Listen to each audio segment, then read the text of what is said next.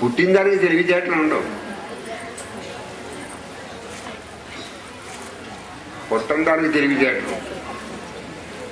పుట్టిన దానికి సుఖం ఉండదు, పుట్టని దానికి సుఖం ఉండదు.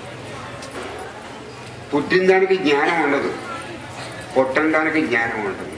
మన శరీరాన్ని ఎవడైనా వలకాట్లోకి తీసుకెళ్ళినప్పుడు నన్ను తీసుకెళ్ళొద్దని అడుగుతున్నట్టు పాపం. మన శరీరాన్ని శ్మశానంలోకి తీసుకెళ్ళేప్పుడు ఏ శవాన్ని అడుగుతున్నారని తీసుకెళ్ళొద్దని, అది జడం. ఏది జడం?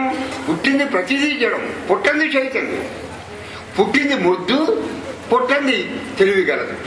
తెలివి ఎక్కడుందంటే పుట్టిన దాంట్లో ఉంది, పుట్టింది మొద్దు. మనం పుట్టిన దానితో తాదాత్మ్యం లేదు, మనకు పుట్టిన దానితో తాదాత్మ్యం ఉంది. ఆ పుట్టిన దానితో ఎవడైతే తాదాత్మ్యం పొందాడో వాడికి ఆభవ సుఖం, పూర్ణ సుఖం, వెలితి లేని కొరత లేని సుఖం. కళ్ళు మూసుకుంటే సుఖం, కళ్ళు తెరిస్తే సుఖం. శరీరం ఉంటే సుఖం, శరీరం పోతే సుఖం.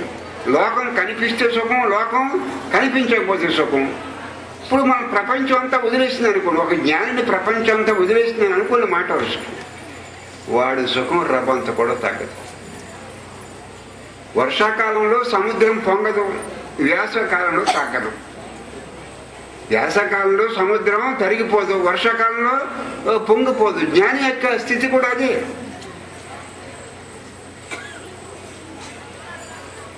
వాడి జనాలు వదిలేసినా వాడికి సుఖానికి భంగం లేదు, చుట్టూరు జనాలు ఉన్నా వాడికి సుఖానికి భంగం లేదు. ఒంటరితనం అంటే లోపల బయట ఏమీ లేదు ఒంటరితనం. కొంతమంది కోటి మంది జనం మధ్యలో ఉండి ఒంటరిగా ఉంటారు. కొంతమంది హిమాలయ పర్వతాలు పారిపోయి ఆ గుహలో ఎక్కడో కూర్చుని ఏడుస్తూ ఉంటారు. మరి ఏడవటానికి హిమాలయ పర్వతాలు ఎందుకయ్యా? హిమాలయ పర్వతాల కంటే ఏడవటానికి.